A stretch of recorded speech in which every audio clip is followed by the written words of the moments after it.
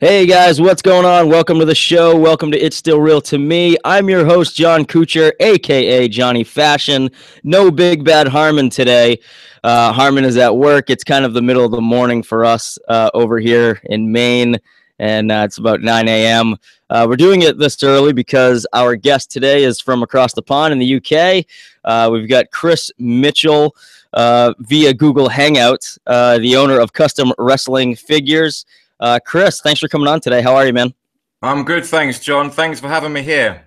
Oh no, pleasure's all mine, man. I saw your Twitter. I've been following you on Twitter, and I see your pictures of your custom action figures, and it just blew my mind, man. I got really interested in it, and I thought you'd be a really good guest on the show. So, oh, well, thanks a lot. Yeah, no, man, your work definitely speaks for itself. It's very, very cool. Actually, to quote one recent tweet, somebody I believe said, "You make Hasbro figures better than Hasbro made figures." So I thought that was very cool. Yeah, that is. Yeah, I mean, it's very flattering. You know, I'm not sure about that, whether that's true or not, but it's very flattering. Oh, good, man. So right off the bat, man, why wrestling figures? Why go? Because there's all kinds of different action figures. Pretty much action figures are pretty awesome phenomena, but there's like all kinds of stuff. There's G.I. Joe, there's Barbie, there's all kinds of stuff. But why wrestling figures in general for you? Well, I used to collect their figures as a child, predominantly the Hasbro ones. You know, they were kind of like popular from the late 80s to early 90s, and that's what I was collecting as a child. And then I kind of like they sold the line, or the line was actually discontinued, and Jakks took over. And I always thought that Jakks figures weren't as good as the old Hasbro ones. And I remember looking on the internet one day, and I saw that someone had customized the Hulk Hogan, one of the old Hasbro Hogans, the original one, like the Gorilla Press Slam version. Nice. And they just literally made it into like a WCW version. So it had like the different kind of Hulkamania style logo that he had around '94 when he joined WCW. And I just thought it was really cool the way they'd done it. And I thought it was something that I'd like to try doing myself. So one day I was at a boot sale. It's like a flea market to you guys. Yeah. And I saw this Hulk Hogan figures. I'd sold all mine a few years beforehand. And I saw this figure there, and they're selling it for like 50p, which is like a really small amount of money. And so I thought I'd give it a go. I bought it, and then it's the first one I ever did. So I painted it up, and I stuck a little WCW Hulkster logo on it. And I managed to sell it on eBay for about £55. So that's about $80 or something like that. Nice. And that's kind of like how it started. And that was about 2006, I think. Yep. So it's about 10 years ago now. Wow, that's awesome, man. Yeah, I used to have a ton of those action figures, and like you, I stupidly kind of not sold them, but just like gave them away to a kid down the street. You know, when I was like, oh, I'm too old for action figures, and now as a 33-year-old, I'm like, oh God, I wish I had more action figures. Yeah, especially because some of them are worth a lot of money now, especially like the ones like Dusty Rhodes and like Free Kid and Ludwig Borger and those kind of guys. I hope you didn't have any of those ones in the collection. I think I had a Dusty Rhodes, no. but it was like I played with them, so like they're all beat up and stuff. Yeah. So I basically kept them in a pile inside the ring that I had. I had a blue WWF ring. Yep. We customized the rings as well. I don't know if you've seen that. Yeah, I saw that recently. Yeah, I saw one of your pictures. Yeah, that's pretty cool too. So since 2006, it just started right off, huh? So since then, I mean, I know this might be hard to answer, but how many customs have you done, like ballpark wise? Wow. To be honest with you, John, I really don't know. I mean, yeah, there's been hundreds of them that we've done. Yeah. And like I say, it started with us selling them on eBay. And then once we kind of because it was around the same time actually that Facebook and Twitter were kind of like booming. Around that's the kind of time that it started, around 2006, 2007. So we set up the pages around that sort of time, and as they grew, we found that we were just getting orders from indie wrestlers and things like that said I've always wanted to have my own figure. And but I don't know how many, to be honest with you. Well, that's all good. So you keep you keep referencing we. So who's part of this? Is it more than just you, or? Yeah, I mean, I have a partner, my girlfriend actually. She helps me create the cards and things like that for them. Oh, very cool. Yeah, I couldn't do that on my own. It's quite. I have done it before, but it's quite tricky. That's actually harder to do the cards than it is to do the wrestlers. Yeah. So you mean like the packaging and stuff? Is that what you mean? Yeah, exactly. Yeah. Nice. Now, yeah, I was looking at some of the packaging too, and it's very elaborate. It's very cool. It's not just like, oh, here's your action figure. There's a lot that looks like it goes into the packaging as well.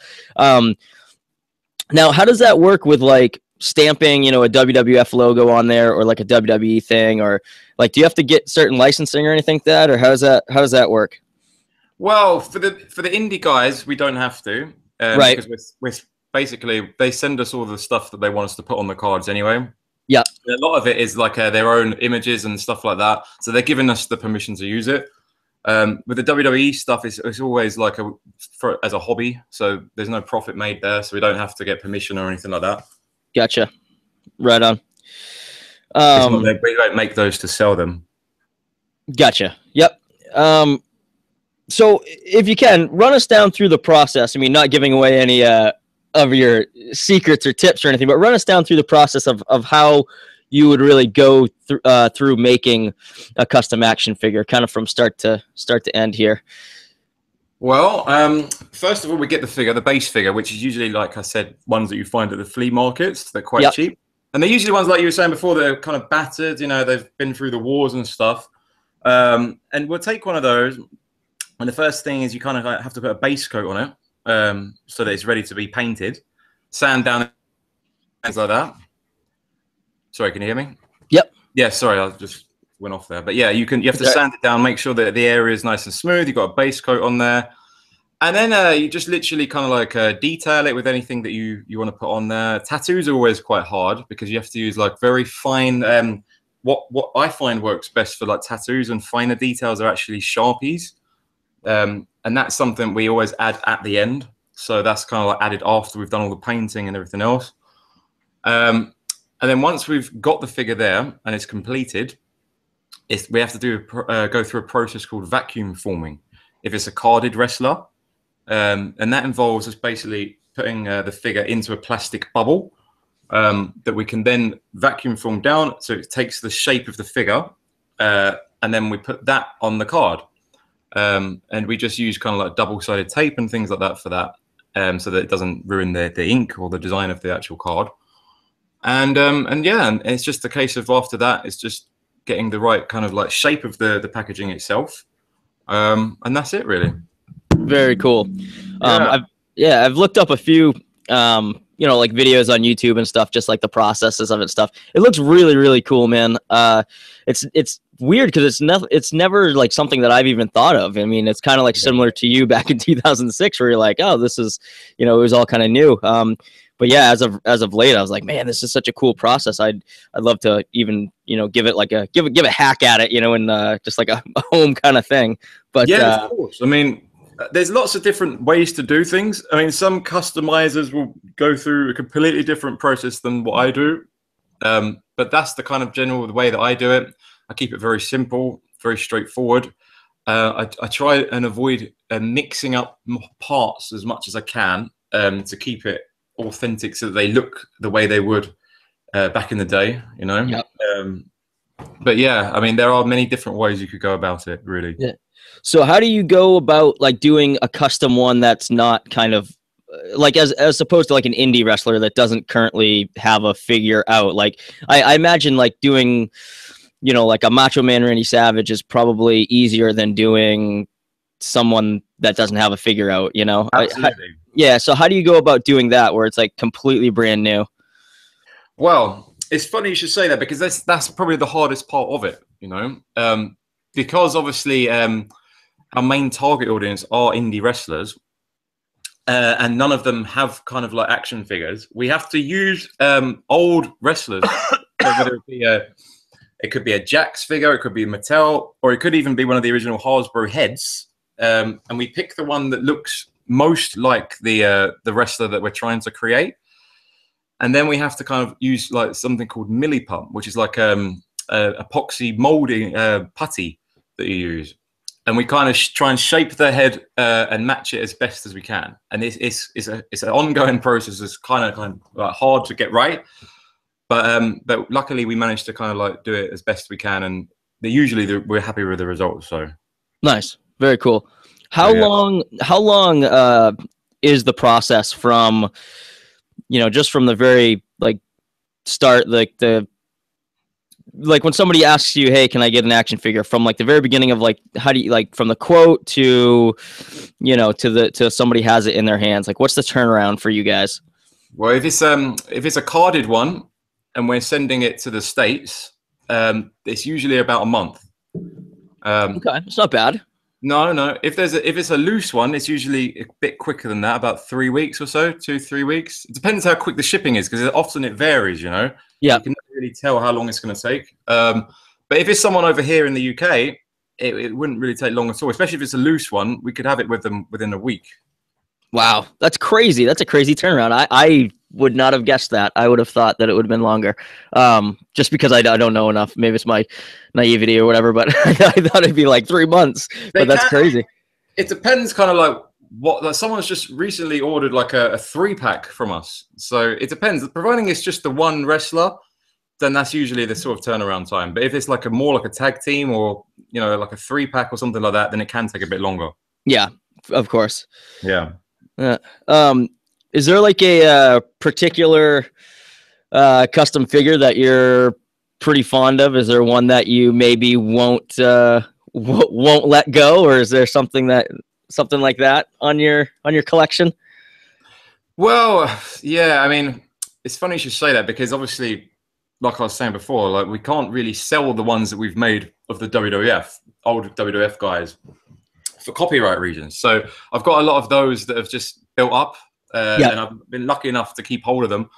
And it's tempting, because you want to sell them and stuff, but at the same time you love the way they look, and so I'm kind of lucky that I can't sell them. So I've got a couple of Hulk Hogan's, I've got a couple of Randy Savages, I've got a Michael Myers one that I created from the Halloween series. Oh, cool. I've got quite a few different guys. I've even done a Freddy Krueger one once. Nice. So yeah, I've got a few of them. Are you branching out a little bit into more other genres instead of just wrestling, or? For my personal collection, yeah, I'd say so. Yeah, that's cool. But for the ones that we create for people to sell, it's just the indie guys. Yeah, right on. Who are some of those indie guys? Can you say like that you've kind of created some? Anybody pretty notable? Well, we done Sammy Callahan. Is it Sammy Callahan? He was in NXT for a while. Oh yeah, he was in NXT as oh god, I forgot his name now. That he was in NXT now, because now he's back to Sammy Callahan. But yeah, he's pretty cool. Yeah, I like Sammy. We did him. I'm trying to think now. I'm not sure that you'd be kind of like familiar with any of them. We done someone called the Toxic Terror Cyanide. I don't know if you've heard of them. No, sounds awesome. He was on the TNA British Boot Camp. We've done quite a few of them. But not many that you'd know from like NXT that have gone on to kind of like bigger things yet. Yeah. Do you find a lot of those guys are from the UK, or a lot of them from over here in the US? It's really a mixture, we even have some from France and Germany and Holland and all over the world, really. Oh, that's cool. Nice. Italy, well, yeah, we've done a few guys over there. Yeah, that's awesome. So you guys don't have a website, so you pretty much go through Twitter and Facebook. So how's that working out for you? Is there any chance of you guys getting a website or turning this into something, going down that avenue at all? Or are you guys pretty happy with the way things are going? Well, I'd like to get a website, but at the moment it's kind of like I do a lot of other things myself. I mean, this is just something that I do as a hobby more than anything else. Yeah. Like I say, but it is kind of like getting more popular, and we are getting more orders for the indie guys and stuff. So I would like to have a website. So it's something I am looking at. I just don't really know when that might happen at the moment anyway. Right. That's cool. So how do you guys go about like quoting different projects? Like if somebody were to come up and just say like, hey, I want a, you know, like a figure of myself, Yeah. like I'm sure that there's different quoting methods with you know, dealing with that as opposed to like I said earlier, like a common kind of Randy Savage figure. You know, I'm sure it's Yeah, of a little bit course, more of in depth. course. Well, I mean, what we first asked them to do is send us some pictures, kind of like ideally full body shots of them in their ring attire. And then what we'd do is take a look at the amount of work that would need to go into it. Tattoos are very important because I need to see kind of like how much detail there is there that I'd need to do. And then we base the quote on the amount of work that it will entail. Gotcha. And Yep. also, I mean, a lot of it goes onto the card as well. So it might be, for example, that we have already created the card before if it's a certain indie organization. But if we haven't, then we need to take that into account as well. Because we don't actually design the cards ourselves. We have a graphic designer we work with. So we have to pay them to create the card, if that makes sense. Gotcha. Yep. No, it totally makes sense. Yeah. So is there anything else about custom wrestling figures that you kind of want to get out there that people may not know just by looking at Twitter or Facebook? Anything else that you kind of want to get out there? You know, I'd like to say that obviously our Facebook is facebook.com/wrestlefigures. The Twitter is @wrestlefigures. And if you're an indie wrestler, then you can order one. You know, why not have an action figure of your very own that you can quite happily sit on your shelf? And it could be loose sitting on your shelf, or it could be in a custom package featuring your organization's logo and everything else. And also we create custom belts. So you could have your indie world heavyweight championship belt as well. And that's made with real leather. So they're pretty cool. Yeah, man, that's awesome. I think everybody, you know, wants an action figure of themselves. I think that'd be, I think it's kind of like everybody's dream right there. That'd be, yeah. Well, like I was saying before about the names and stuff, we called it custom wrestling figures because I want to branch out and start doing the different other figures that have been out there as well. So instead of just doing the old Hasbro ones, I want to start doing the more recent ones, like taking like a Jax Hulk Hogan and turning it into an indie wrestler, for example. I want to use different figures lines as well. So I'm looking at doing that as well. That's wild, man. I love it. So just basic wrestling talk. Who do you like? I know that you said earlier, like kind of before we went on the air, that you know you're not too current, but so where does your interest really lie? Is it like 90s WWE or WCW, stuff like that?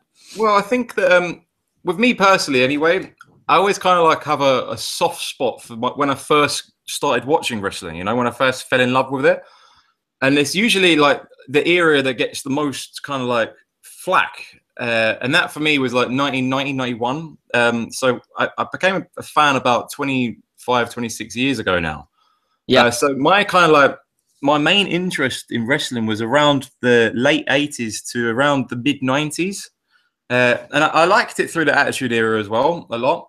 I kind of like started losing a bit of interest around 2000. But I'm still a fan today. You know, I love NXT. I watch the product all the time. I've got the WWE Network. And I like a lot of the shows they do on there. Especially the kind of like the JBL show when he sits down with the legends. Legends, yep. The table for three, is it? I like that. That's cool. Yeah, that's a good show. Yeah, I think they've got a really good thing going with it. And I was kind of a bit skeptical about the network at first. And I thought that when I got it, I'd spend most of my time watching the old pay-per-views and things like that. And I have done, but there's a lot of the new shows they do I think are really good. And it's definitely got me hooked into it. So I think they're doing a really good job there. And Vince's vision of for the whole thing has just been phenomenal for me. You know, I know like a lot of people say, you know, that it's time for him to kind of step down now.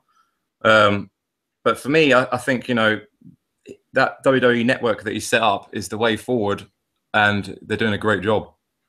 Yeah, I was kind of skeptical about it too. Like I didn't think it would last. I thought like, oh, this is too good to be true. I can get every pay-per-view that they've ever done. This is amazing. And Yeah, I was worried that it wasn't going to last, or especially when they started losing some money there a little while back. But looks like things are on the up and up. And I think that's their thing too, is you got to really kind of keep it fresh. And they've been doing that with these new shows, like you mentioned, Table for Three. I think the Breaking Ground documentary that they did on NXT that week. oh yeah, fantastic. Yeah, that was incredible. So that kind of kept it afloat for a while, and you know, including the pay-per-views too, like the live ones. You know, Yeah, those. I mean, the money right there, it's worth it just to get. Like, if you were only to watch the pay-per-views, like it would still be yeah. well worth the money. You know, I mean, $9.99 a month compared to, you know, $50 a pop for a pay-per-view is, you know, it just beats it out every time. So they've done a great job with that. Yeah. Yeah. So who were some of your guys back in like the late 80s, early 90s? Because I'm right there with you, man. I'm like definitely from that era as well. Like I was a kid then, so that's like when I dove right into it, and I was a hardcore fan too. And I'm very similar to you, like where I, you know, watched it through the Attitude Era as well, and then I started to kind of fall out a little bit, maybe a little bit later than 2000, maybe like mid 2000s. Yeah, yeah. But yeah, so who were some of your guys back in the 80s, 90s that you Well, like? I think a lot of it for me is like back then, everyone seemed to have a different character. They all looked very different, and they were larger than life superhero like stars. You know, so for me, it's very easy to pick out guys that I like. You know, like Roddy Piper, Rick Rude, Hulk Hogan, Ultimate Warrior, obviously. You know, even down to guys like the Big Boss Man, for example, and Yeah. characters like that that you don't really see these days. You know, and I think that's what wrestling to me is lost. Is if you watch Raw these days, a lot of the time they all look very similar, and they don't seem to have. I don't know what it is. They're just lacking something. You know, there's no color there, and there has been improvements. You know, over the last year or so, I think a lot of it is to do with like a Triple H and NXT. Like for example, I think Finn Balor and his demon gimmick is fantastic. Yeah, he's great. I think the New Day, I think they're absolutely hysterical. I think they're brilliant. And I like the fact that you could tell those guys apart, you know. But if you look through the average roster on Raw and SmackDown, it's just kind of like there's too much similarity between each one. So for me, back in those days, like the early 90s and that, the product was like just far superior. And I don't know whether it's because I was younger and I was a child and I was watching it or what, but that's just the kind of way that I see it. Yeah, no, I agree entirely. Nobody really has like a good gimmick now. They're really set in like this reality era, and they're giving guys just kind of like regular names that are you know, that they're just like names. And I think a couple of years ago they did that because they were really competing with like the UFC, and they wanted to make it really real, because the UFC boom kind of came, and you know, you have guys who are just normal guys, but they with normal guy names, but they you know, they kind of excelled. And so I don't know, I didn't really love that switch that WWE did, but I definitely am with you, man. I like guys with very specific gimmicks. And it's weird though, because sometimes they don't always pan out. Like a guy like Tyler Breeze, I feel like has a really specific gimmick. I mean, it's very comparable to like, you know, Rick the Model Martel, you know, esque. And it's just for some reason, it's just not really getting over with the main crowd, which is too bad because I really like him and I like that gimmick, and I think he plays it really well. And I was a big Rick the Model Martel fan back in the day, and so it's just a very it's very comparable, and I like when that happens. And you know, and like a Bray Wyatt too, he's another guy that has like a very like kind of a gimmick, I guess, you know, dark entity thing, but yeah, there's a lot of guys that are just kind of mid, like, you know, a Dolph Ziggler who just kind of comes out, and I love Dolph, but he's a guy that, you know, I can see why he's getting lost right now. He's a great worker, but he's like, you know, he doesn't have anything like really going for him. He used to be like the show off, you know, and be really smug, and and and kind of sarcastic. But now, not so much anymore. He's just one of those mid-level guys that doesn't really have a good gimmick. So, and it's funny that you mentioned the Big Boss Man earlier, because he was always one of my favorites as well. I loved the Big Boss Man back in the day. Yeah, I think what happened was they kind of like in the early 90s they had the balance just right. I would say from the late 80s to early 90s up until about maybe 93, and then they started getting too gimmicky, and then around like 95, everyone, like, I think Vince thought, because the Big Boss Man seemed to work well and he's supposed to be like a police officer, because IRS was working well and he was a tax man, they thought, well, what other kind of professions could we go right. for? So they had the dumpster guy, they had the plumber, TL Hopper, and people like that, and that was getting a bit too gimmicky then for me, Doink the Clown. Yeah, I liked the original Doink. I thought that was fantastic when he first came out, and he was quite like the evil Doink, and he was sadistic and stuff like that. I thought that was really good. But then when they turned him face, it kind of lost its edge to me. For me, anyway, it's just I didn't like that at all.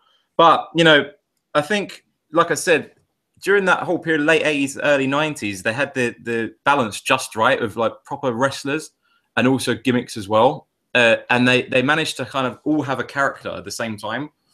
And the early Undertaker, for example, I thought was fantastic when he was like when he debuted at the 1990 Survivor Series, and then up until kind of like when he turned face around sort of WrestleMania 8, or just before then, I think it was. I really like that. I thought that was great.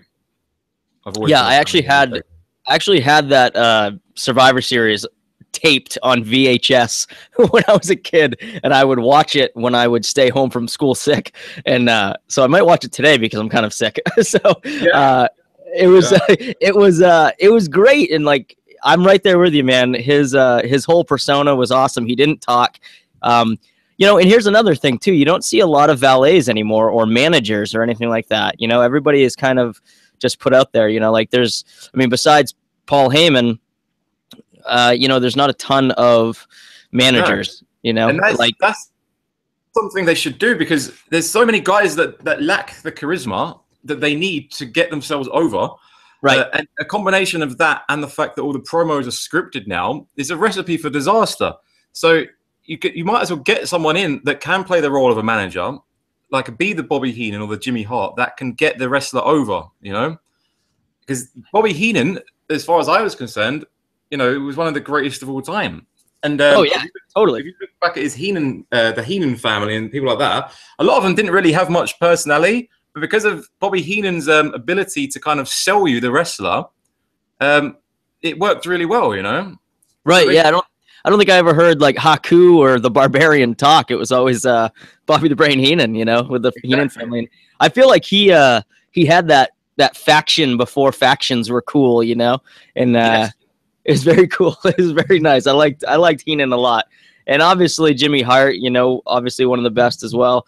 But yeah, man, they're definitely lacking something, and that's I know everybody, they always like to go back to, the Attitude Era was when it thrived the most, but they can't do that stuff now. It's, with it being PG, I feel like almost their second biggest drawing era, was the 90s, obviously with Hulkamania running wild and stuff. So they should really look back towards that era and kind of see what they can pull from that to make it fresh again. Absolutely. Yeah. I mean, for me personally, I grew up with it perfectly, So when I was a child, it was kind of like the cartoon era, or whatever you want to call it. And as I came to like my teenage years, it was going through the transition itself of becoming like the new generation. Then it became the Attitude Era. And I was like about 16 in 1998. And that's when, it kind of like boomed. So it kind of like coincided with my youth perfectly throughout my entire life, And now that I'm a father myself and I've got kids, it's gone back to PG, which is quite cool. So yeah, no, I'm right there with you, man. I'm the same thing. I've got a 3-year-old, and I definitely would much rather him watch PG stuff rather than Attitude Era stuff. But at the same time, I'm like, oh man, I just want this to be really awesome again. At some point. But all right, man, cool. Well, anything else you wanna get out there? Anything else you want to talk wrestling or talk custom wrestling figures? Well, one thing I would like to say is I was really upset yesterday hearing the news about Bret Hart, Oh, and I know, right? Yeah. yeah, I just thought it's terrible. And after he's had a hard, like, kind of like few years, hasn't he, over the last 10, 15 years or so, with Yeah. different things that have happened. It's just really bad, and I feel for him because he's probably like, if someone like put a gun to my head and said, "Who's your favorite ever?" it would probably be him. Oh, same here. Like totally same here. Yeah. Yeah, and I was always like during the whole like Degeneration X thing, like when they had the big feud, like I was always a Bret Hart guy. Like I was like, oh man, this guy's getting the raw end of the deal. And yeah, absolutely. I felt really bad for like the end of his career too, with the kick from Goldberg that kind of put him out. And it's just he had such a like things have got bad for him from that moment onwards. Apart from when he obviously made the comeback, right. He's had a bit of a rough time, and I feel for him. I hope that he manages to beat it. I've heard that it's kind of like there's a good chance because of the type of cancer that he is that he could actually beat it. I hope that's right, but we'll have to wait and see, I guess. Yeah, I heard the same thing, and we're definitely wishing Bret all the luck in the world. And of course. Bret's a trooper, man. He's gonna kick that thing's ass. So it's just tough. I've always been a big Bret Hart guy. I had a chance to meet him a couple years back, just briefly, like at an autograph signing. Same as me. Yeah, same as me. Yeah, he was such a nice guy, and my buddy Boosh had a shirt on that it was like two pandas hitting each other with chairs, and it said WWF, for like World Wildlife Foundation, and Bret really thought that was really funny, and made some comments about it. So he was really nice and personable, and I've just always loved Bret. Same with you, man. If I had to pick, which people ask me all the time, like, oh, who's your favorite wrestler? And it's such a hard question to answer. But again, like gun to my head, probably would go with Bret Hart. The guy was just amazing, like great in the ring. Maybe not the best talker, but I think he held his own, especially against guys like, in the Attitude Era, against like Shawn Michaels specifically. And their rivalry, I think, will probably go down as the best of all time in my book. I think it's just great because it's so real life too. Like there's a lot of animosity between them. So, but yeah, we're definitely wishing Bret all the luck in the world. So, yeah, man. All right, man. Well, hey, you want to plug your stuff again? Your Twitter and your Facebook? I mean, it's like I say, at the moment we're just on Facebook and Twitter. So the Twitter is @WrestleFigures. So that's not wrestling, it's WrestleFigures. And the Facebook is the same. So it's facebook.com/WrestleFigures. So any indie guys, if they want to order one, then feel free to get in touch through their pages. Awesome. Thanks so much, Chris, for coming on. Thanks for having me on, John. Yeah, I really appreciate it, man. We'll definitely have to have you back on and talk some wrestling, because we like to do weekly. We're on weekly, and we like to do kind of some wrestling update stuff. So we'll definitely have you back on if you have the time, man. Definitely looking forward to it, John. Awesome. And for our listeners, you guys can check us out at smarkandmark.com. You guys can follow us on Twitter at smarkandmark_PW. You guys can follow me on Twitter at Jonny Fashion. Follow my co-host, who is not here today, at Harmon316. And yeah, we've got a Wrestle Crate unboxing video that's going to be launched, I think today or tomorrow. And we got a Royal Rumble review podcast going to be launched, I think today or tomorrow. So keep an eye out for that, guys. Thanks for tuning in. Peace out, y'all.